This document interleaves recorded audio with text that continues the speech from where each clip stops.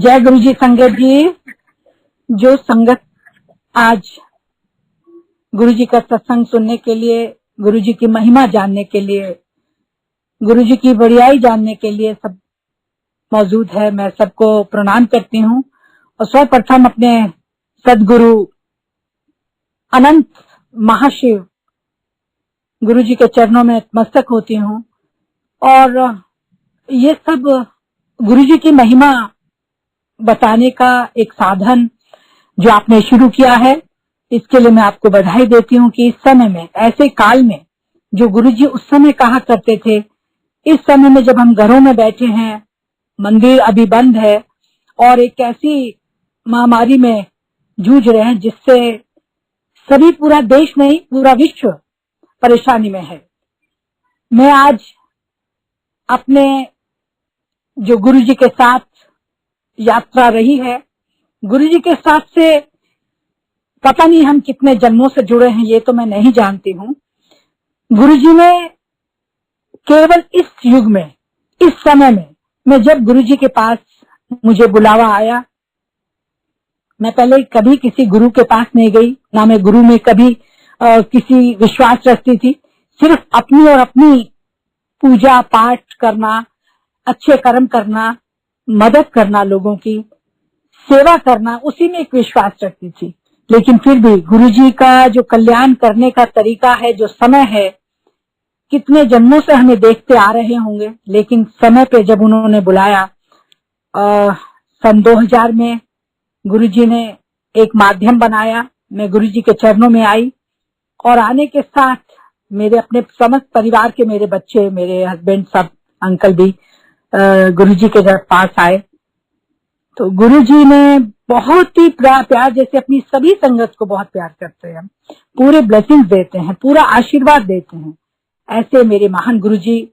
मैं बारंबार कहती हूँ कि जितनी बार भी हम कहें, गुरुजी के चरणों में बैठने का मौका मिला, गुरुजी के चरण दबाने का मौका मिला और अपने अंदर से एक खिंचाव पैदा हुआ। गुरुजी, ये खिंचाव गुरुजी स्वयं करते थे और जब इतना ज्यादा लगाव और खिंचाव रहा, मन में लगता था कि अब गुरु के पास चले, हम गुरुजी से बात करें। गुरुजी स्वयं भी बात करते थे, लोगों के सत्संग सुनने को मिले। पर उस समय में कभी कभी हम अपने आप को अफसोस भी होता है कि उस समय में हम गुरु को भगवान नहीं समझ पाए। हम सिर्फ गुरुजी कहते रहे, वो रब हैं, वो भगवान है, वो महाशिव हैं, वो सदाशिव हैं, ये उन्होंने पहचानने ही नहीं दिया। और मुझे लगता है वो यही सोचते होंगे कि अपने आप को पर्दे में रख के, उन्होंने बहुत बारी कहा कि यहाँ ब्लेसिंग्स तो रूटी फिरती है, ब्लेसिंग्स लेने वाला चाहिए।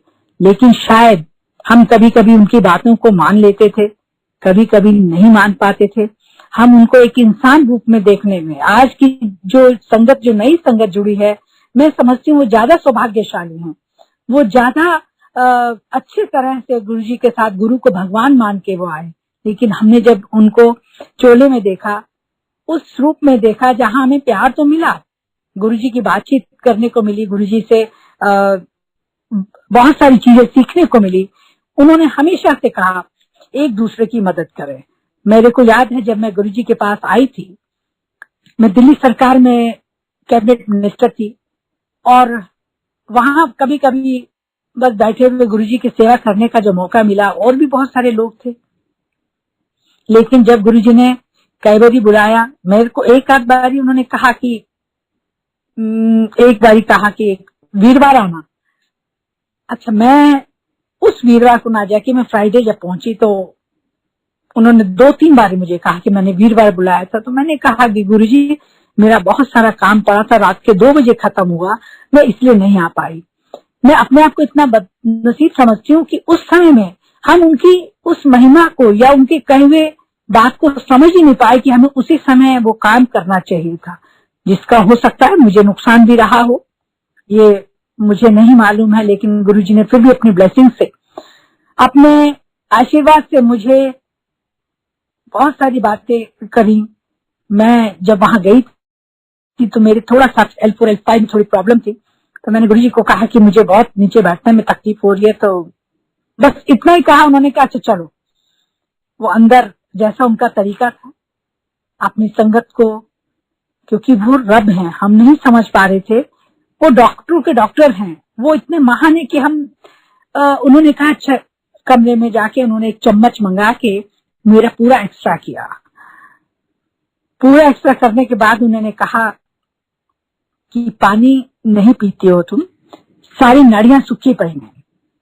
मैंने कहा जी गुरुजी मैं बहुत कम पानी पीती हूँ। तो उन्होंने मेरे को उल्टा लिटा के मेरे पैर को थोड़ा सा खींचा और तब से अब तक मेरी उस समस्या का समाधान हुआ। मैं गुरुजी के चरणों में बारंबार प्रणाम करके ये कहूंगी कि संगत, आज की जो संगत है वो भी गुरुजी के साथ जुड़ी है, और जो गुरुजी उस समय पे फिजिकल फॉर्म में थे और उस समय पे हम उनसे जुड़े तो हमें लगता था हम कोई भी बात होगी गुरुजी से कह देंगे। और ये बात ठीक है कि गुरुजी से कोई भी समस्या हमें आती थी तो हम जाके सोचते थे कि अब हमें डरने की बात नहीं है, बड़ी से बड़ी समस्या का समाधान गुरुजी के पास है। हम जो कहेंगे वो समय पे जरूर करेंगे और करते भी रहे। इसी तरह से जो मेरी बेटी की एक प्रॉब्लम थी, मैंने उनको कहा गुरुजी इस तरह की ये प्रॉब्लम है। उन्होंने कहा ऐसे होता है, बस अगर उन्होंने ये कह दिया तो समझो उस समस्या का, उस रोग का निदान हो गया। और उन्होंने वहीं बैठे बैठे, मेरी बिटिया भी साथ में बैठी थी, चाय प्रसाद गुरुजी अपना पी रहे थे और उन्होंने फिर बिटिया की तरफ देखा और अपना वो चाय प्रसाद उसको देके कहते हैं इसे पी ले। उसने वो तुरंत पिया और उसकी उस समस्या का समाधान उसी समय पे वहीं हुआ। मैं उसके दूसरे दिन जब डॉक्टर के पास गई, डॉक्टर ने कहा कि अच्छा इसकी एक हम टेस्ट और कर लेते हैं। जब उसका टेस्ट किया तो उसके बाद वो टेस्ट जो है नेगेटिव आया। तो मैंने उनको कहा कि आप तो इतना डरा दिया था कि इसका शादी नहीं करिएगा, इसका ये नहीं करिएगा, डॉक्टर ने इतना डराया। लेकिन डॉक्टर कहता हो सकता है कि इसमें कोई रिपोर्ट में गलत हो, लेकिन मेरा मन तो अंदर से जान रहा था कि तुम क्या जानोगे, मेरे तो बड़े डॉक्टर जो बैठे हैं वो मेरे सतगुरु महाराज गुरुजी महाराज हैं, जिनका केवल एकमात्र नजर भर से देखने से ही उस समस्या का समाधान हुआ। मेरे गुरु महाराज ने ऐसे अनेकों अनेकों काम मेरे परिवार के, मेरे बच्चों के इस तरह सीखे। गुरुजी महाशिव हैं और महाशिव का एकादश रुद्र रूप हनुमान है। एक बार मुझे पता है मेरी मदर का गिरने से फ्रैक्चर हुआ था, अपर पार्ट में जो उनका कूल्हा था वो टूट गया। मैंने गुरुजी का आके कहा, गुरुजी ने कहा कि 5.25 किलो गुड़ छोटे मंदिर हनुमान मंदिर में चढ़ा देना। मैंने वहीं से अपने नेफ्यू को फोन किया, अपने भतीजे को फोन करके कहा कि गुरुजी ने कहा एक छोटे मंदिर में 5.25 किलो गुड़ चढ़ा देना। और वही हुआ। उसने जिस मंगलवार को वो गुड़ मंदिर में दिया, उसके मेरे ख्याल से 15 दिन के अंदर अंदर उनका वो सारी समस्या का निदान हुआ, उनका वो ठीक हुआ। और फिर मैं गुरुजी के पास एक बार जब मैंने उनकी अपनी मदर की फोटो दिखा के कहा कि गुरुजी इनका ठीक से चले, तो उन्होंने हल्के से देखने के बाद कहा कुछ और मांग लो। तो मेरी समझ में नहीं आया, मेरा दिमाग एकदम बंद हो गया। गुरुजी के सामने कभी कभी बोलने को नहीं होता था, मैं चुप रही और फिर मैं चुपचाप बैठी रही।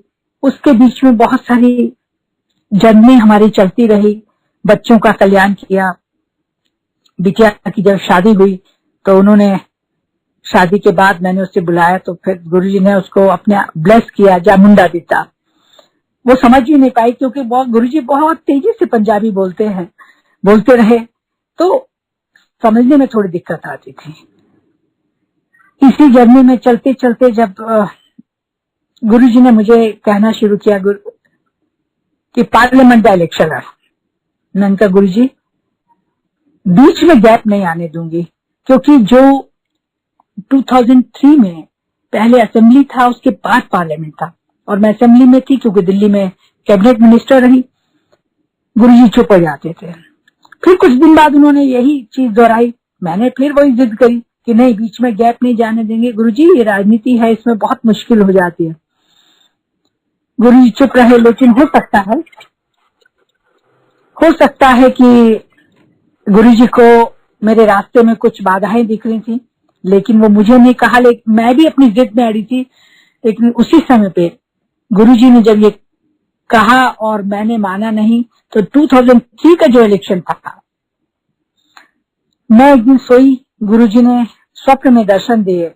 और दर्शन कैसे कि मैं सो रही हूँ, मैं अपने उस इलाके में घूम रही हूँ और वहां पे सारी चीजें मुझे नेगेटिव नजर आ रही हैं। लेकिन एक जगह पे जाके मैं खड़ी हुई और मैं बहुत चिंता में थी।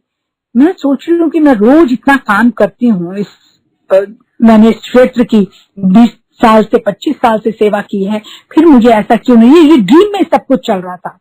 तो मैं जैसे ही एक जगह पे खड़ी हुई और मुझे लगा कि कुछ जो नेगेटिव चीज दिखाई दे रही थी मुझे, तो मैंने एकदम पीछे मुंह किया तो ऊपर पीछे मुझे बहुत बड़े शिव नजर आए और मेरे मुंह से एकदम निकला भूतनाथ।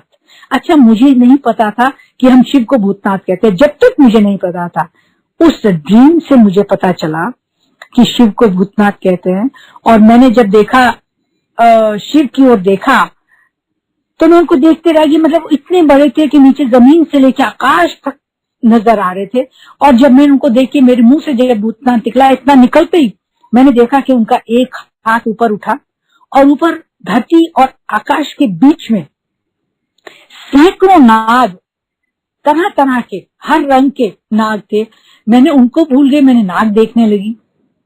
इतनी देर में उन्होंने एक नाग हाथ में पकड़ा और जैसे हाथ में पकड़ा तो वहां से उसके बाद मैं अपने घर में, मतलब मुझे अपने ड्रीम में लगा कि मैं अपने घर में आ गई, बैठ गई। और वहां पे गुरुजी आए पीले चोले में और उन्होंने आके जैसे ही आए, मैंने कहा गुरुजी को प्रणाम करके, तो वो मेरे मंदिर, एक मेरा मंदिर था माता का, तो वो अंदर आ गए और अंदर आके उन्होंने धीरे से एक दरवाजा, उसके बीच में एक स्टोर था जिसमें मैं मंदिर का ही सारा सामान था, उन्होंने वो धीरे से खोला। मैंने कहा गुरुजी क्या कर रहे हैं आप, क्या कर रहे हैं? और उन्होंने वो नाग वहां छोड़ के मुझे कहा कि इसको दूध पिलाना, ये सब ठीक हो जाएगा। मैंने कहा गुरुजी ये तो निकल जाएगा। उन्होंने कहा नहीं निकलेगा। ये कह के गुरुजी चले गए और मैं वहीं बैठ गई। ड्रीम में मुझे ऐसा लगा कि मैं, एक वीक बीत गया तो मैंने सोचा कि मैं देखूं गुरुजी को है कि वो कहा। मैंने धीरे धीरे जैसे दरवाजा खोला तो वो मुझे नाग वहां नजर नहीं आया। तो मैं बहुत डर गई और इतनी देर में मेरी आंख खुल गई। आंख खुल गई, सुबह उठ के मैं बहुत सोचती रही। मैंने कहा ओहो ये तो बहुत गलत हो गया, मैंने कहा था वो निकल जाएगा, देखो नहीं मिला, मेरे को नहीं मिला। लेकिन गुरुजी की महिमा थी, गुरुजी अपनी संगत को कभी नीचे नहीं गिरने देते। हर तरह से गुरुजी अपने परिवार की तरह, हमेशा से उन्होंने संगत से बहुत प्यार किया है। मैं संगत से यही कहूंगी कि जितना उन्हें प्यार करो, जितना उनको सिमरो, जिनका जितना सिमरन करो गुरुजी का नाम जपो, क्योंकि वो कहते हैं तुम मेरा सिमरन करो मैं तुम्हारे काम करूंगा। तो जितना नाम लो, जितना सिमरन करो उतना ही कम है। जब मैं ये सोचती रही तो मैं उस समय इंचार्ज थी कुछ प्रदेशों की, तो हिमाचल प्रदेश के इलेक्शन थे, मैं हिमाचल प्रदेश में थी। वहां फिर मैं मंडे के व्रत भी रखने लगी थी और मैं हर मंडे दूध, नाग देवता को दूध और शिवलिंग पे दूध चढ़ाना शुरू किया। मैं एक दिन वहां से आ रही थी और वहां से आने के बाद मुझे प्रसाद में एक बारी छोटे नाग मिले और मैं पहले वहम में थी कि क्या हम रख सकते हैं इसको कि नहीं रख सकते हैं। घर में तो मैंने वहां के पुजारी से पूछा कि आप मुझे दे रहे, कि कहते हाँ इसे तो, ये तो प्रसाद है। तो मैंने बोला ठीक है। उसके बाद इलेक्शन हुआ। जो मैंने सीन गुरुजी ने जो स्वप्न में, वो स्वप्न में नहीं होते, हम तो स्वप्न कहते हैं, पर गुरुजी कहते हैं जब मैं स्वप्न में आऊं तो मैं साक्षात मैं आपके सामने होता हूँ। जो मैंने ड्रीम में सारा सीन देखा कि पोलिंग हो रहा है, पोलिंग पे पोलिंग कम है, मैं जिन लोगों को बोल रही हूँ, अभी भी मुझे उनके नाम याद है, यहाँ कहना ठीक नहीं है, मैं उनको कह रही हूँ कि 12 बज गए, पोलिंग नहीं हो रहा, आप वोटर निकाल के लाइए, वोट निकालिए। फिर वो कहते अच्छा मैडम हम जा रहे हैं, निकालेंगे। करते करते पूरा टाइम हुआ और उस समय में, उस इलेक्शन के टाइम में 1 वीक का समय आया पोलिंग के बाद रिजल्ट के बीच में। तो मैंने, पोलिंग तो हो गया, कुछ लोगों को मैंने अपने वर्कर्स को बुला के पूछा कि क्या रहेगा, मैं बहुत डरी हुई हूँ। तो उन्होंने कहा कि जो बहुत अच्छे काम किए तो उन्होंने कहा नहीं नहीं ठीक है, बिल्कुल ठीक है, लेकिन जो जो वाकई नेगेटिव लोग थे उन्होंने कहा 50-50 है, बड़ा मुश्किल है, ये है वो है। मैंने कहा देखिए जो होना था वो तो हो गया, अब तो रब जाने। लेकिन मेरे को जब रिजल्ट आया तो मैं थम्पिंग मेजोरिटी से जीती, बहुत अच्छे वोटों से मैं जीती। मैं जीत के गुरुजी के पास आई, वो हंसने लगे और उन्होंने फिर दोबारा ये नहीं कहा कि पार्लियामेंट लड़, क्योंकि वो मेरे से पहले कह चुके थे। और उसी बीच में हुआ ये कि वो चुनाव थे नवंबर 2003 में, और जो पार्लियामेंट का इलेक्शन था वो था मई 2004 में। जब मैं दिमाग में ऐसा नहीं सोचा था कि मैं पार्लियामेंट लड़ूंगी, लेकिन गुरुजी के वचन, जो सत्य वचन, फिर 2006 महीने के अंदर मैंने वहां से पार्लियामेंट का चुनाव लड़ा और गुरुजी की कृपा से वो मैं जीत के जब पार्लियामेंट पहुंची और जब मैं आई गुरुजी के पास तो वो बहुत जोर से हंसे। उन्होंने कहा अब ठीक है? मैंने कहा गुरुजी बिल्कुल ठीक है, आपकी कृपा है और आपने जो कहा मैंने माना, लेकिन जिद करके माना। मैं माफी चाहती हूँ कि हमें इस तरह की चीजें कभी कभी नहीं करनी चाहिए, लेकिन जो मैं ये भी समझती हूँ गुरुजी ही मति देते हैं हमें, हमारे में कोई इतनी बुद्धि नहीं है वो सुमति देना। मैं प्रणाम करके गुरुजी से कहती हूँ गुरुजी अपने चरणों के सुमति हमें देना, जिस सुमति से हम इस जगह पे जहां भी हैं यहाँ बैठ के सेवा कर सकें, घर परिवार की भी करें, बाहर की भी करें, गरीबों की दलितों की मदद कर सकें। ये बुद्धि, ये ताकत, ये शक्ति मुझे देना, ऐसा गुरुजी से हमेशा से मैं मांगती रही। और उसके बाद गुरुजी ने बहुत सारी चीजें मेरे से कही।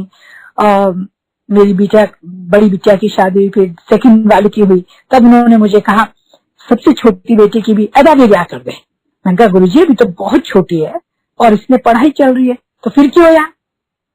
अच्छा, हम उस समय पे मैं समझ नहीं पाई गुरुजी की बात को कि गुरुजी का कहना हाँ तुरंत मान लेना चाहिए। हम सिर्फ ये लगा कि गुरुजी एक बड़े होने के नाते जैसे एक जनरल वे में कह देते हैं अभी बिटिया की शादी है, महीने बाद ही दूजा भी ब्याह कर दे। मैंने कहा गुरुजी मैं भी हंस के टाल गई, लेकिन कोई दिमाग में ऐसी नहीं आई कि बहुत जल्दी शादी करने के लिए क्यों कह रहे हैं गुरुजी। उन्होंने सब कुछ रास्ते पे बताए, लेकिन पता नहीं मैं उस समय पे नहीं की और मैं उसी तरह से चलता रहा। 2007 में गुरुजी ने चोला छोड़ दिया और जब मई 2007 में 31 मई 2007 में चोला छोड़ा, उस समय पे हमारी जो स्थिति थी एक ऐसी स्थिति बनी कि ना दिन लगता था ना रात लगती थी, हर वक्त गुरुजी की याद में, गुरुजी आप कहाँ गए। हम तो इतने बेफिक्र थे कि गुरुजी जब जो भी कुछ होगा गुरुजी से कह देंगे। बड़ी से बड़ी कोई रोग आया, कोई परेशानी आई, कोई दिक्कत आई, जिस जगह पे भी हम रहेंगे क्या करें गुरुजी, कहाँ जाएं अब हम। मतलब मंदिर, बड़े मंदिर जाते थे, बहुत कम लोग उस समय पे वहां उड़ते थे और हम लोग 50, 60, 70 धीरे धीरे वो बढ़ते चले गए। लेकिन उस समय जो भी मैं देखती थी बड़े मंदिर में हम बैठ के, जो बैठा है वहां रो रहा है, मेरी भी आंखों से बहुत आंसू आते थे। मैं कभी कभी सोचती थी कि इतना इस लेवल पे आके कोई देखेगा मुझे, क्या कहेगा ये क्यों रो रहे हैं, लेकिन रुकते ही नहीं थे आंसू, इतने आंसू थे। मेरे साथ में एक आंटी बैठी थी, वो भी रो रही थी।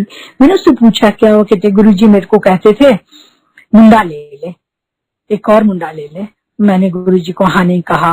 अब गुरुजी चले गए, अब क्या होगा। तो मैं उसको कहने लगी कोई बात नहीं गुरुजी, मैं खुद रो रही हूँ, लेकिन मैं उसको कह रही थी कि नहीं नहीं कोई बात नहीं, आप गुरुजी से अभी भी प्रेयर करेंगे, गुरुजी से जो बात करेंगे, आज भी गुरुजी हमारे बीच में हैं और वो सुनेंगे जरूर।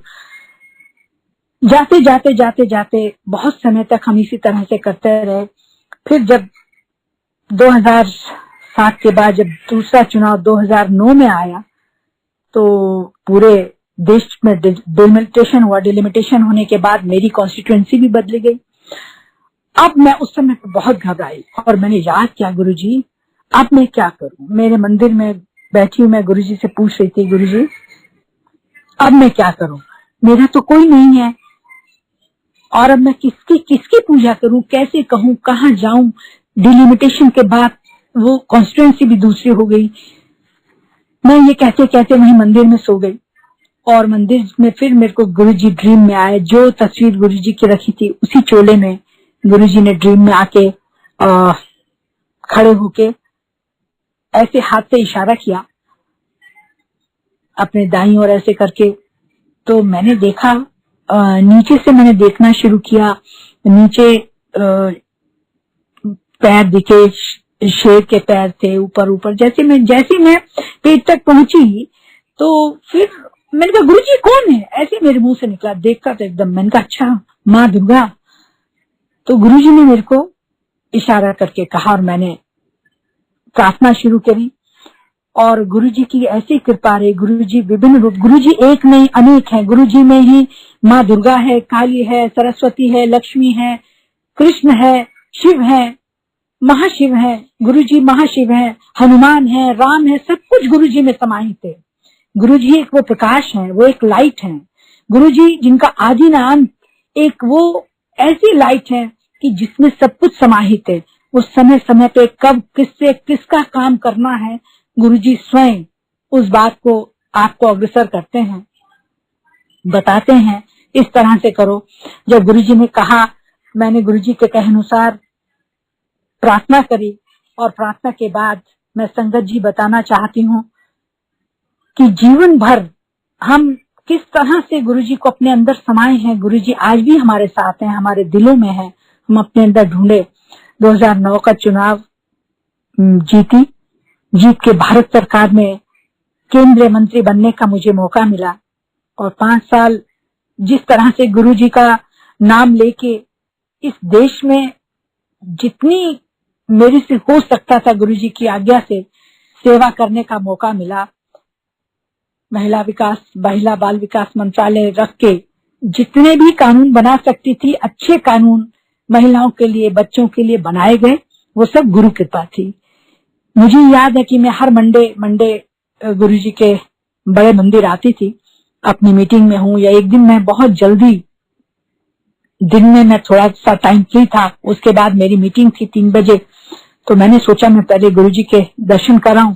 मैं मंडे को जैसे मैं आके बैठी तो मेरी आदत थी, तो पीछे जो पहले पुराना किचन था वो, वहां पे मैं बैठी हुई थी, सब संगत थी। फिर जिस संगत में अंदर गई, किचन में ऐसे देखने चलेगी तो आंटियां बैठी थी, कुछ कहने लगी आंटी बैठो आप भी सेवा करोगे। मैंने कहा हाँ हाँ क्यों नहीं। मैं वहां सेवा करने, मैंने सोचा सब आंटी बैठी है, मैं भी सेवा करने लगी। वहां बहुत बड़ा एक भगोना आलू का था, बॉइल्ड आलू का। तो बोली इन्हें छीलना है, मैं भी उनके साथ छीलने लगी। और हुआ ये गुरुजी की अपनी कृपा होती है, उनकी परीक्षा समझो, या उन्होंने जो सेवा लेनी होती है। मैंने जैसे छीलना शुरू किया तो एक अंकल ने उसमें से एक आंटी को बुला लिया, फिर दूसरी भी चली गई किसी काम से, तीसरी भी चली गई, चौथी भी चली गई, मैं रह गई अकेली। बहुत सारे, मैंने बोला मैं अकेली और मेरे को जाना वापस मेरी मीटिंग के लिए। मैंने अपने सेक्रेटरी और उनको सब बुला रखा था अपने मंत्रालय में। फिर मैंने फोन किया अपने पीएस को कि मैं आज नहीं, आज के बदले कल पोस्टपोन करो मीटिंग, और मेरे को किसी काम में फंसी हूं मैं। वहां पे मैंने उसे पूरा किया। तो उसके बाद तुरंत वो जब मैंने पूरा किया तो एक उतना ही बड़ा भगोना बहुत बड़ा भर के फिर आ गया, और मैं अकेली। तो मैंने भी डिटर्मिनेशन कर लिया कि जो गुरुजी की आज्ञा, जो गुरुजी की सेवा, मैंने वो भी शुरू किया। और मैं कहती हूँ कि मैं हैरान हूँ कि मैंने अकेले ने फिर वो पूरा छील के जैसे करा। मैं जाने के लिए तैयार हुई तो एक अंकल आए, कहते आंटी थोड़ा धनिया भी साफ करके करो। मैंने कहा जय गुरुजी। मैंने वो भी लिया, वो काम किया। काम करने के बाद मैं जब चलने लगी तो उन्होंने कहा कि अब कहाँ जाओगे, अब तो आप प्रसाद लेके जाना, लंगर प्रसाद भी है वो लेके जाना। मैंने कहा जैसी इच्छा गुरुजी की। फिर मैं वहां से फिर 10 बजे के करीब फ्री हुई, तब मैं आई और मैंने गुरुजी को बहुत शुक्राना करा। शुक्राना मेरे मालिक, हो सकता है अनेकों गलतियां हम कर देते हैं, अनेकों भूल हम कर देते हैं, बहुत सारी हम जब गुरुजी के रहते रहते बहुत सारी जिद कर लेते थे। गुरुजी जो कहते थे कभी कभी हम अपनी बात मनवाने के लिए उनसे जिद करते थे। मैं बहुत माफी मांगती हूँ गुरुजी से कि उस समय पे अगर हम वो ना करके उनकी हर बात मानते, क्योंकि पर वो बख्शनहार है।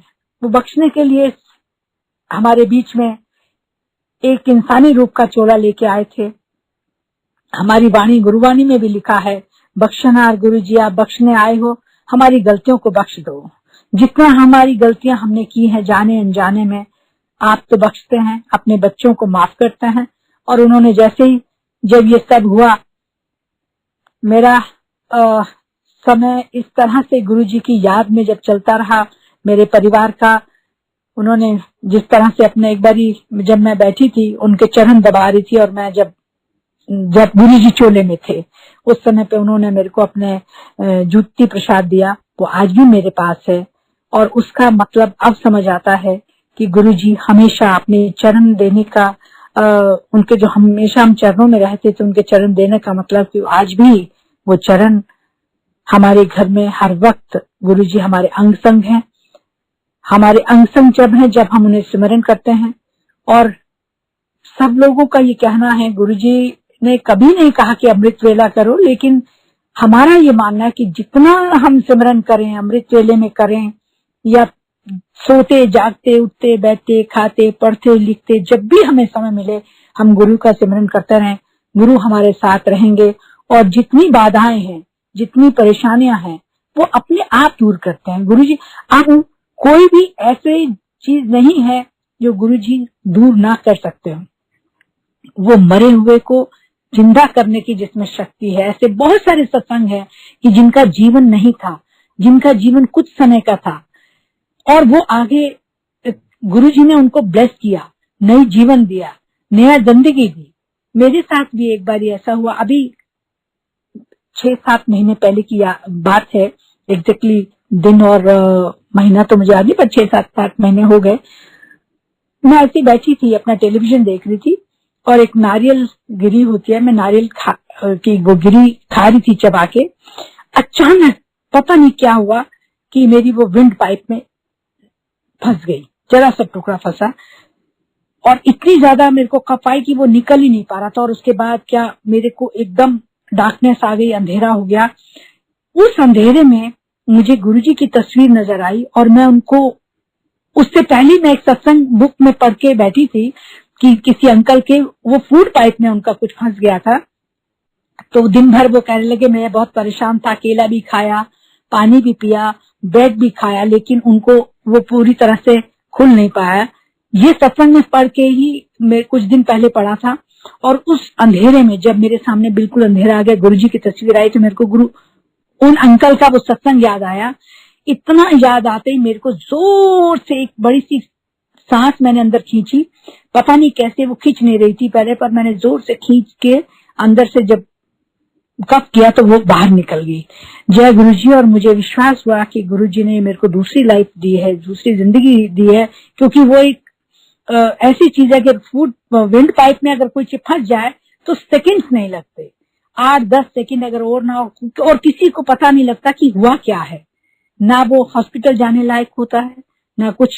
लेकिन गुरु की, जैसे मैंने गुरुजी को ध्यान किया, गुरुजी को याद किया, और उन्होंने तुरंत मेरे को उसी डार्कनेस में सिर्फ गुरुजी दिखाई दिया, और वो कफ आके मेरा बाहर निकल गया वो, और मुझे ठीक से सांस आनी शुरू हुई। मैं हैरान इतनी थी कि अगर ऐसा कुछ होता तो ना मेरे पास बच्चे हैं, ना कोई नहीं था मेरे पास, मैं अपना टेलीविजन देख रही थी। गुरुजी बहुत बहुत शुक्राना। किन शब्दों से मैं शुक्राना करूं, किन शब्दों से, किस मुंह से, जो आपने ये शरीर दिया है, जो जीवा दी है, ये नाम जपने के लिए दी है। नाम जपें, हम जितना नाम जपें, गुरुजी तो कहते हैं कि तुम जितना जपोगे, जितना करोगे, काम करोगे, उतना ही गुरुजी तो आपके साथ साथ चलेंगे। हर समस्या का समाधान गुरुजी के पास है, चाहे वो आपकी पर्सनल समस्या हो, चाहे शारीरिक समस्या हो, या आर्थिक रूप से कोई समस्या हो, सामाजिक रूप की समस्या हो, बच्चों की हो, परिवार की हो, समाज की हो, इस देश की हो, जो भी समस्या है गुरुजी कल्याण करेंगे।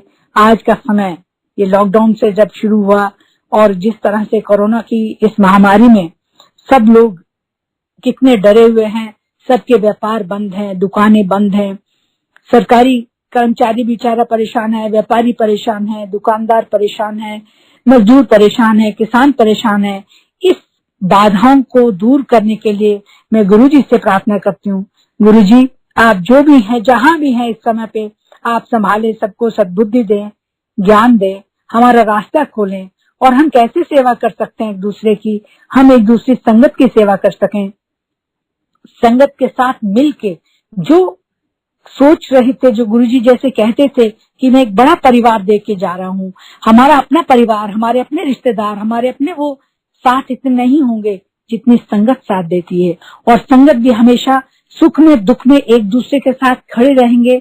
गुरुजी ने बड़ा परिवार बना के कह के दिया था कि ये एक इतना बड़ा परिवार मैं दे के जा रहा हूँ। ये हमारे देश में नहीं, अब तो विदेशों में जहां भी जाओ गुरु संगत मिलती है। वो एक ऐसा परिवार है जिससे हम अपने मन की बात कहते हैं, हम अपने उनकी बात सुनते हैं, उनकी मदद करनी उनकी मदद करें। हम संगत को हमेशा ये चाहिए कि जब भी संगत हमारी जहां भी है, हम उसके साथ गुरु परिवार के साथ मिल के चलें, मिल के काम करें। और एक ऐसे समय में जब इस देश पे कुछ कोरोना जैसी विपदाएं हैं या अनेकों अनेक परेशानियां हमारे साथ हैं, हम एक दूसरे की मदद करते हुए आगे चलें। गुरुजी कहते थे कि सेवा करना जरूरी, गुरुजी खुद करते थे। गुरुजी स्वयं लंगर प्रसाद पहले जालंधर में भी अपने हाथों से लंगर प्रसाद देते थे। और कितनी लंगर प्रसाद वो हमारे यहाँ गुरुद्वारे में बंगला साहब में भी जाके उन्होंने कई बार वहाँ लंगर प्रसाद दिया और अपने हाथों से लंगर प्रसाद देते थे। और जब हम शुरू में आए तो गुरुजी प्रसाद अपने हाथ से देते थे, चाहे वो हलवे का प्रसाद हो, चाहे मिठाई का प्रसाद हो, चाहे लड्डू और बर्फी और मिक्स करके। और उसको हमें सारा खाना होता था, कभी कभी वो पूरा खाया भी नहीं जाता था, क्योंकि और उस समय जब हम शुरू में आए तो इस बात का ज्ञान भी नहीं था कि सब यहीं खा के जाना। हम कभी कभी जितना खाया जाता था बाकी एक पॉलिथीन में रख के अपने पर्स में रख लेते थे और फिर घर आके खाए। अब हमें बाद में जब पता चला कि वहीं सब खाना होता है तो कभी कभी उसके लिए भी बहुत पछतावा होता था। पर गुरुजी से माफी मांगते रहे, गुरुजी जिन चीजों का हमें ज्ञान नहीं था, जाने अनजाने में जो गलतियां जो भूल चूक हुई हैं, उसके लिए आज भी क्षमा प्रार्थना करते हैं। हम क्षमा याची हैं और चाहते हैं कि हमें माफ करेंगे। और जितनी संगत है, जितने संगत हमारे आपकी जोड़ी है, उन सब के काम करें और नई नई संगत हम जोड़ें। क्योंकि गुरुजी उस समय भी हमसे कहते थे और संगत लाओ, और संगत लाओ, नई संगत लाओ। जितने एहो जहा संत नहीं मिल सकता, जिन्होंने कल्याण कराना हो कल्याण करने वास्ते ले आओ, जिन्हें भी संगत लानी है। और जब हम सोचते थे गुरुजी जिसको कहें, तो हम जैसे लोगों को कहना किसी के लिए बड़ा मुश्किल था। जिसको कहें तो उनको लगता था इनको क्या लालच है, क्यों अपने गुरु के पास ले जाना चाहते हैं। मैंने एक बार गुरुजी को ऐसे ही कह दिया तो वो चुप रहे। फिर उन्होंने कहा कि अच्छा देखना, बड़ी बड़ी लाइना लगेंगी। तब भी हमारे मन में एक संशय होता था उस समय पे, गुरुजी हम यहाँ 500 है, 1000 है, 2000, 10,000, 20,000 हो जाएंगे। लेकिन जय गुरुजी, इतनी संगत जो अब जुड़ी है, भगवान मान के जो संगत जुड़ रही है और दिन प्रतिदिन बढ़ती चली जा रही है, भारत में नहीं भारत के बाहर भी विदेशों में जितनी संगत जुड़ रही है, ये सब उस रब की, उस मालिक का अपना जो संगत को हर काम करने का जो रास्ता है, तरीका, जो भगवान जो काम करते हैं, जो बड़े से बड़े कोई रोग को ठीक करने के लिए डॉक्टर बिल्कुल जवाब दे देते हैं, वो काम गुरुजी करके दिखाते हैं। वो कहते भी थे, देखा डॉक्टर दी डॉक्टरी फेल करती। वो बहुत सारे एब्जर्वेशन और चीजों को देते थे। इसी तरह से बहुत सारी बातें हैं जो गुरुजी करते आए। और CPWD का उन्होंने मजाक में बहुत सारी चीजें कहते थे, या IAS को I am sorry sir, yes sir. हम लोग कभी कभी हंस देते थे उस बात को, हंसाते भी रहते थे। जब संगत में बैठते थे बहुत हंसाना खिलाना। फिर कुछ संगत को रोकते थे। एक बारी, अंकल टाइम है, अभी टाइम है या खत्म हो रहा है? हेलो जी आंटी, प्लीज कंटिन्यू करें। अच्छा ओके। तो एक बारी की मुझे याद है, गुरुजी किसी आंटी के घर लेके गए, रात के 10 बजे थे। और वहां जाके उनको उठा के उनको बोला आंटी जी परांठे बनाओ। मैंने कहा गुरुजी रात 10 बजे हम लोग किसी को उठा के कह, तो गुरुजी कुछ बोलते नहीं थे। हो सकता है गुरुजी कहीं ले जाके किसको ब्लेस करने जा रहे हैं, वो उन आंटी को ब्लेस कर रहे हैं, या हम संगत में से जो गए हैं उनको ब्लेस कर रहे हैं, या जहां हम गए हैं उनके अड़ोसी पड़ोसी आस पास गुरुजी वो ब्लेस करते थे जिनको पता भी नहीं होता था। गुरुजी की ब्लेसिंग्स अपरंपार थी। मतलब किसको ब्लेस करने जा रहे हैं आप उसका अंदाजा नहीं लगा सकते थे। मुझे याद है एक बारी हम लोग रात को गुरुजी हमको 2 बजे इंडिया गेट के पास गुरुजी हमें लेके आए और वहां पार्लियामेंट के बाहर बैठ के, एक ग्राउंड है जहां पे अब पुलिस बूथ बन गया क्योंकि मेरा तो रोज वहीं जाना है, वहां ग्राउंड में एक पेड़ के नीचे 2 बजे बैठ के लंगर हम लेके आए थे एम्पायर एस्टेट से। वहां बैठ के हमने लंगर किया और लंगर लेके गुरुजी फिर कोई हम 2:30 बजे, आधा घंटा वहां बैठे, 2:30 बजे फिर पैदल पैदल चल दिए इंडिया गेट से ओबराय कॉन्टिनेंटल की तरफ। मैं भी सब पैदल पैदल गए, कुछ लोग गाड़ियों में बैठ गए, हम सब पैदल वहां ओबराय तक गए। 4 बज गए। फिर 4 बजे उन्होंने सुबह का चाय वहीं पिलाई। हमारे साथ एक सिख भाई थे, सिख संगत थी, मुझे नाम याद नहीं, उनको पेमेंट करने के लिए कहा। फिर हम वहां से 4 बजे चाय लेके 5 बजे वापस आए। अब मुझे नहीं समझ आ रहा कि गुरुजी ने वहां जाके रात में हम जो 15-20 लोग थे किस लिए आए, किसको ब्लेस करना था, कैसे चलना था, लेकिन हम तो एक धुन में थे। जहां जहां गुरुजी चले पीछे पीछे हम चले और उनके साथ जो जर्नी हमारी रही वो बहुत ही सुखदायी रही। बहुत ज्यादा मतलब मन को इतनी शांति थी, हम लोग इतने बेफिक्र थे कि परमपिता परमात्मा बैठे हैं और जैसे घर में बुजुर्ग बैठते हैं तो हमें डर नहीं होता कि कोई भी बात होगी उनसे पूछ लेंगे, सलाह ले लेंगे, लेकिन ये तो एक रब थे और उन्होंने जब महसूस नहीं होने दिया कि हम तो यही समझते थे गुरुजी एक परिवार के सदस्य और अभी हमने ये सोचा ही नहीं था कि हमारे बीच में से हमें छोड़ के ऐसे जाएंगे। लेकिन जब उन्होंने शुरू किया कि मैं कहीं नहीं गया, मैं यही हूँ, जब बड़े मंदिर जाके हम लोग बहुत परेशान होते थे, तो एक बार मैं बैठी थी और बैठे हुए मैंने सोचा कि गुरुजी आप यहाँ हैं कि नहीं हैं। आप हमेशा से मन में एक भाव आता है कि आप यही हैं। आप ड्रीम में भी आके कहते हैं मैं कहीं नहीं गया, मैं यही हूँ। अगर आप यही हैं तो मैं आंख बंद करके कहीं हाथ रखूंगी, तो अगर आपने कुछ मुझे दिया तो मैं समझूंगी आप आज भी यही हैं और हमें ब्लेस करते रहेंगे। संगत जी आप मानिए, मैंने बहुत आंख बंद करके गुरुजी को स्मरण किया और जैसे मैंने आंख बंद करके हाथ नीचे रखा तो एक छोटा सा पतला सा बॉक्स लंबा सा गत्ते का वो था, तो मेरे हाथ में वो आ गया। तो मैंने उसको धीरे से खोल के देखा कि क्या है। तो जिस चम्मच से गुरुजी हमारा एक्सरा करते थे, जिस चम्मच से हमेशा संगत को एक्सरा करते थे, एक ब्रांड न्यू स्पून आज भी मेरे पास है, वो उन्होंने मुझे दिया। उसमें था वो छोटा सा, आगे टीस्पून है लेकिन उसका जो डंडी है वो काफी लंबी थी।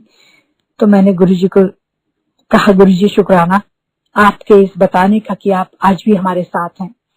और इसी तरह समय बीतता गया, जाते गए धीरे धीरे बड़े मंदिर में जब कुछ लोग हम होते थे तो हमें वहां पे बैठ के एक दूसरे से सत्संग करते थे, चाय प्रसाद माली अंकल बना देते थे, हम यहाँ से समोसे लेके गए या जो भी जिसको गुरुजी ने मन में डाला वो लाके हम उसको शेयर करके खाते थे गुरुजी का प्रसाद समझ के। और फिर वहां से एक जाते जाते एक दिन और मेरे मन में आया कि गुरुजी मैंने जो कहा आपने किया, पर गुरुजी वाकई हम लोग इतने नादान हैं, हम इतने जैसे परीक्षा लेते हैं गुरुजी की। फिर गुरुजी से कहा गुरुजी आप हैं कि नहीं, हमें कैसे पता चले। जब आप चोले में थे तो हमें बड़ा अच्छा लगता था कि गुरुजी सामने हैं, बैठ जाएंगे, बात कर लेंगे, गुरुजी को कोई समस्या होगी बता देंगे। अब हम किसको कहें। वो बात बहुत देर में धीरे धीरे पता चली। गुरुजी ने कहा कि मेरे स्वरूप से बातें करो, मेरे स्वरूप से आप बातें करोगे, जितना प्यार करोगे वहां से आपको जवाब मिलेंगे, टेलीपैथी से जवाब मिलेंगे। और टेलीपैथी से करते भी आए, लेकिन हम लोग उतनी जल्दी समझ नहीं पाते ना, हम इंसान हैं, हम समझते हैं गुरुजी सामने बैठे हैं तो ठीक है, नहीं है तो किस तरह से होगा। तो एक दिन मंदिर, बड़े मंदिर में मैं बैठी थी, मैंने चारों ओर देखा, फूलों से सजावट थी और मेरे मन में आया कि गुरुजी अगर आप यहाँ हैं तो आज मुझे कमल का फूल अगर मिलता है तो मैं समझूंगी आप यहाँ, क्योंकि मैं देख रही थी वहां कमल का नहीं था, बाकी सारे फ्लावर्स वहां थे। ये कह के 15-20 मिनट में ध्यान में बैठी रही और मैंने कहा देखा नहीं मिला ना, मन में सोच रही हूँ मैंने कहा गुरुजी नहीं मिला ना। और फिर मैं 10-15 मिनट बैठ गई और मैं उस बात को भूल गई, नहीं मिला ठीक है, मैं वहां पे बस आंखें बंद करके गुरुजी से ध्यान में बैठी रही। उसके बाद मैं उठ के जब फिर पीछे की तरफ गई जहां मैं हमेशा बैठती थी, शिवलिंग के बैक साइड पे, और वहां मैं शिवलिंग के पास बैठी गुरुजी का ध्यान कर रही थी। लेकिन मुझे ये ध्यान ही नहीं रहा कि मैं अंदर क्या बोल के आई क्या नहीं। इतनी देर में सदा मासूम आके बैठे और उन्होंने कहा मासूम जी ने कि आपको मेरी सीडी मिली। मैं बहुत कम किसी से बात करती थी उस समय, तो मैंने कहा नहीं। उन्हें कहा अच्छा अच्छा मैं भी देता हूँ। उन्होंने अपना बैग खोला, बैग खोल के एक सीडी दी मुझे, और उस समय सीडी चलती थी, सीडी दी। उसके ऊपर कवर जो था उसमें इतना बड़ा कमल का फूल और उसके बीच में गुरुजी का स्वरूप। उन्होंने जैसे मेरे हाथ में दिया तुरंत मुझे ध्यान आया, अरे मैं अंदर जो बैठ के बात कर रही थी मैं तो भूल ही चुकी थी। लेकिन मैं भूल जाऊं, संगत भूल जाए, पर संगत ने जो मांग की है गुरुजी कभी नहीं भूलते। वो अपने बच्चों से भी ज्यादा जैसे प्यार करते हैं हम लोग अपने बच्चों को, उससे भी ज्यादा अपनी संगत को प्यार करते हैं। जैसे उन्होंने कमल का फूल दिया, मैंने माफी मांगी, गुरुजी हम बहुत सारी चीजें गलती से हम परीक्षा लेते हैं, हमें ये नहीं करना चाहिए, लेकिन हमें जजमेंट कैसे हो कि आप हमारे साथ हैं। मैंने कहा कि मैंने अंदर मांगा, ये बात मैंने किसी को नहीं बताई, मैंने अपने मन में रखी। और अब जब भी कभी सत्संग में मैंने एक दो बार पहले भी सुनाया तो उसमें ये बात कही कि गुरुजी हमें नहीं भूलते हैं। गुरुजी जब जिसका एक बारी हाथ पकड़ लें वो कभी नहीं छोड़ते। हम भूल सकते हैं, गुरु कभी नहीं छोड़ते। इसीलिए हमने कहा गुरुजी हम हाथ आपका ना पकड़ें, आप हमारा हाथ पकड़ो, आप संगत का हाथ पकड़ो। आप संगत के हाथ पकड़ के चलोगे तो हम कभी नहीं छूटेंगे, और आपका पकड़ा हुआ हाथ हमेशा जीवन में हमें आगे ले जाएगा। चाहे कितना भी बुरा वक्त आए, चाहे कितना भी अच्छा समय आए, आप हमें सही मार्ग पे, सब मार्ग पे चलाएंगे, सही रास्ते पे चलाएंगे। और हमारा जो मन में इच्छाएं हैं, जो हमारे कर्तव्य हैं, उनको हम पूरा करते हुए आगे बढ़ेंगे।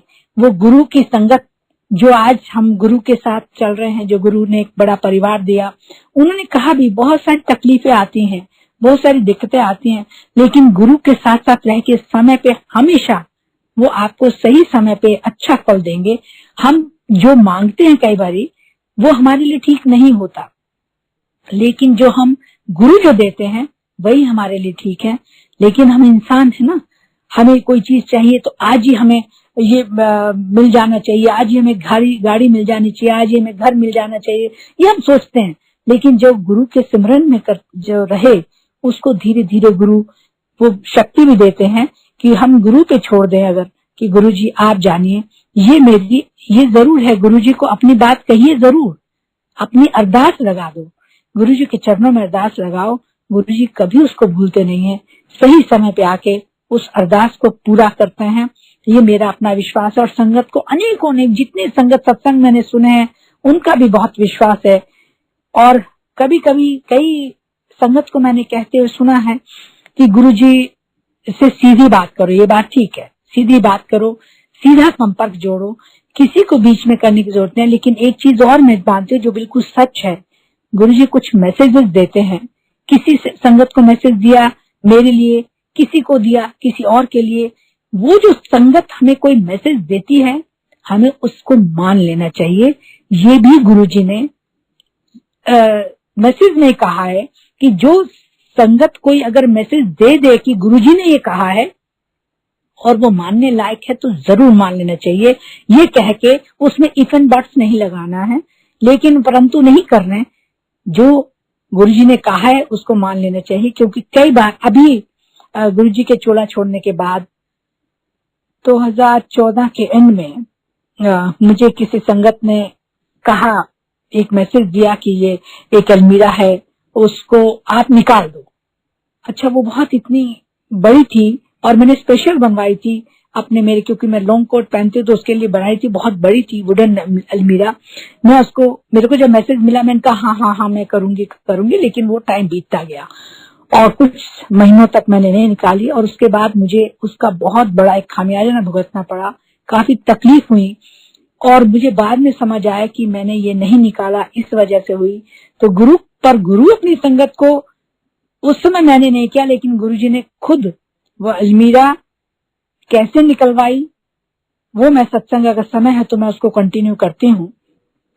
मेरी छोटी बिटिया मेरे घर आई हुई थी लखनऊ से अपने ससुराल से, और वो रात को सोई और उसने कहा कि मम्मी गुरुजी आए हैं ड्रीम में, और उन्होंने कहा कि 31 दिसंबर 2015 में आपने गुरुजी का सत्संग करना है, और ये रंग का चोला होगा, और ये लंगर प्रसाद होगा, साउथ इंडियन लंगर प्रसाद था। वो सब उसने मुझे बताया। वो मेरे ख्याल से वो ड्रीम भी उसको आया था जून जुलाई में, और 31 दिसंबर 15 में करना था। तो मैंने उसको नोट डाउन किया, और मैंने जब उस नोट डाउन करके रखा कि इस दिन करेंगे, तो वो इस बीच में ही कुछ सामान मेरी उस बिटिया का मेरे घर से रोहिणी से उसके घर पे जाना था वसंत कुंज। तो मैंने उसको जब जो बुलाया पैकेज वाले को, तो जब उन्होंने सामान शिफ्ट किया उसी समय गुरुजी ने दिमाग में डाला कि जब मैंने कहा तुम सामान छोड़ के वापस जब यहाँ आओगे तो पेमेंट मैं करूंगी, लेकिन मेरी एक अलमीरा उतार के बाहर एक मंदिर था वहां दे के आने है।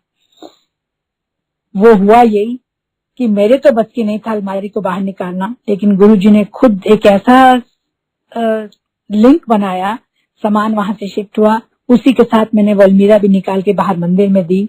और फिर गुरुजी ने मुझे वहां रहने भी नहीं दिया कि नहीं शिफ्ट हो जाओ शिफ्ट हो जाओ, शिफ्ट भी किया।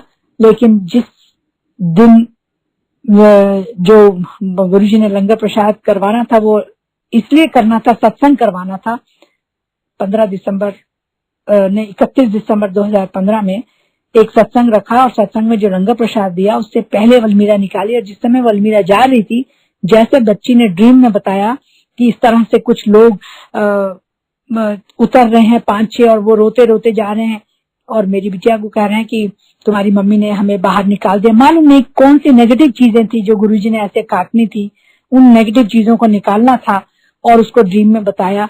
सेम वही चीज सीन देखा जब अलमारी को वो लेके गए, तो मैं उनको कह रही थी 6-7-8 लोग थे, मैंने कहा देखिए बहुत बड़ी अलमीरा है, स्टेयर में कोई नुकसान नहीं होना चाहिए, वहाँ रेलिंग थी, वहाँ कांच की बाउंड्री थी, तो मैंने कहा ये टूटना नहीं चाहिए, आराम से। उन्होंने कहा बिल्कुल आराम से निकालेंगे, और वो निकाल के लेके गए।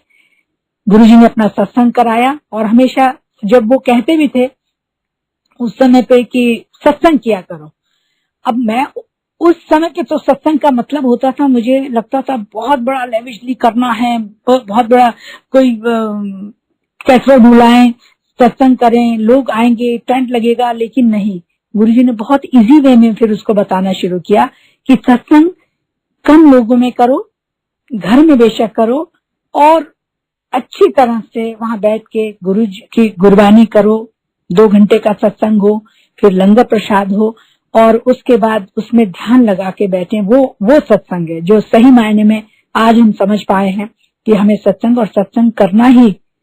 सत्संग मीन्स अच्छे लोगों का साथ, गुरुजी का गुणगान करना, गुरुजी का वडियाई करनी, गुरुजी की व्याख्या करनी।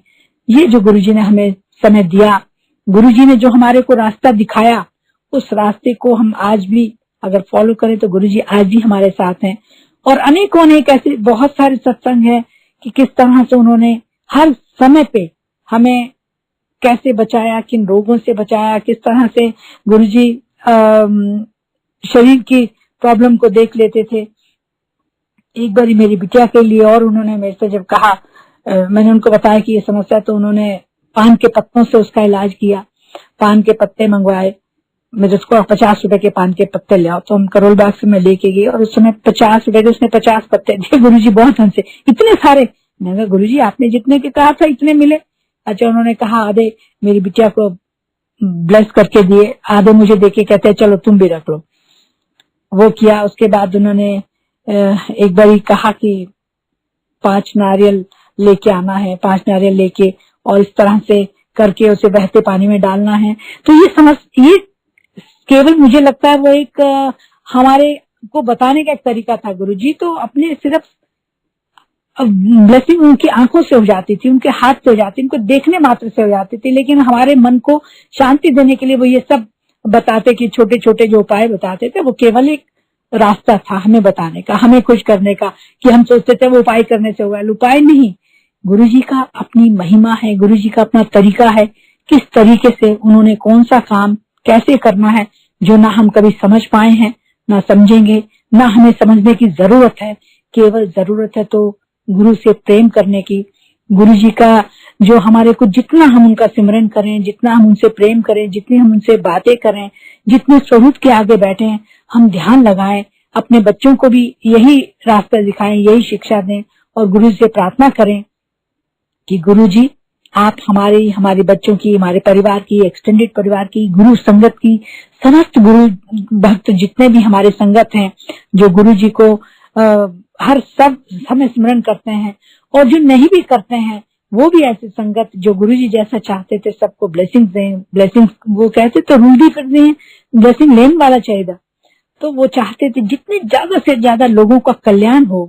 वो महाशिव, वो सदाशिव इस पृथ्वी पे मनुष्य रूप लेके आए थे लोगों का कल्याण करने के लिए।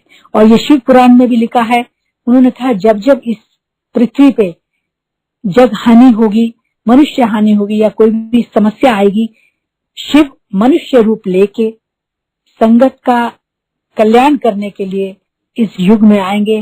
वो कलयुग, आज जैसा कलयुग है, गुरुजी के रूप में हमें मिले। और आज वो गुरुजी कहीं नहीं गए, आज भी हमारे बीच में है। ना जाने कितने रूपों में कहाँ है, किस तरह से हम उन्हें देख नहीं पा रहे, लेकिन जो रूप हमने स्वरूप देखा है, हमें उसी स्वरूप से जब बात करते हैं तो हमें उसका जवाब मिलता है। हमें उसके कल्याणकारी जो हमें जिन रास्ते पे जिन्होंने चलाया तो वो हमें मिलता है और गुरुजी हमारा कल्याण करते हैं। मैं गुरुजी के कैसे वर्णन करूं, ना तो मेरे पास उतने कोई शब्द हैं, ना ज्ञान है, ना वो बुद्धि है। केवल जो गुरुजी ने बुलवाया मैंने बोल दिया। मैं तो पहले ही सोच रही थी कि मुझे क्या बोलना है, मुझे कुछ पता ही नहीं चला। बहुत सारी अनेकों चीजें गुरुजी की याद आती रहती हैं जो मैंने आज बोली है।